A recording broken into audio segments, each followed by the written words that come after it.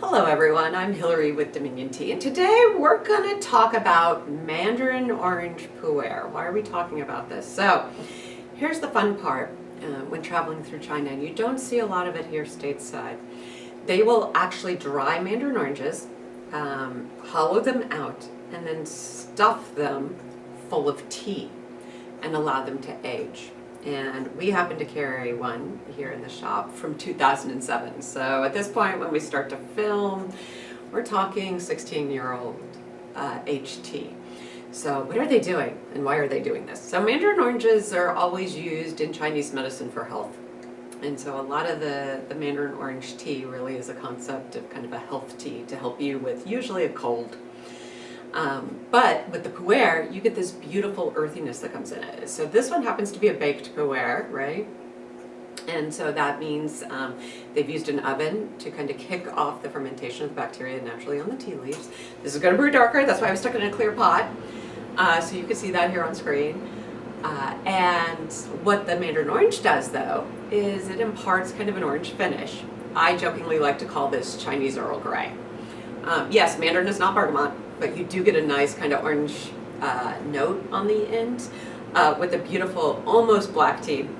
It's technically baked pu'er, so there's a little bit more earthiness than woodiness to the flavor profile on it, but it's absolutely beautifully smooth because of the aging process.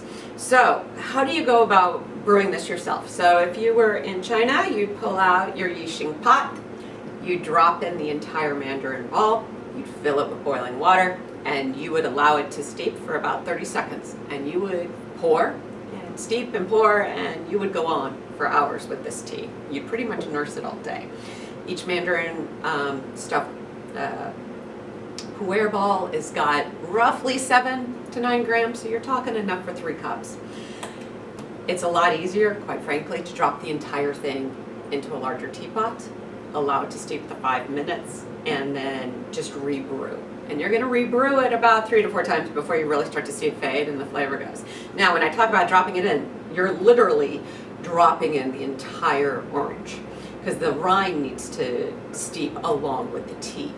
Now, to help it along, I generally break it apart into pieces to do that. But this is a wonderful introduction, by the way, if you're kind of a little leery of pu'er. This is a great intro. The orange kind of softens the real heavy earthiness that's typical to the in flavor of pu'er. Because this is older, it is smoother. But you got a lot of nice complex flavors to play with.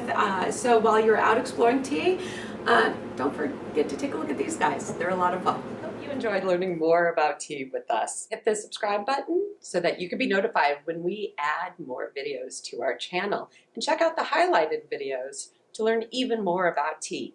And last but not least, you can check out all of the teas we talk about in our videos at dominiontea.com.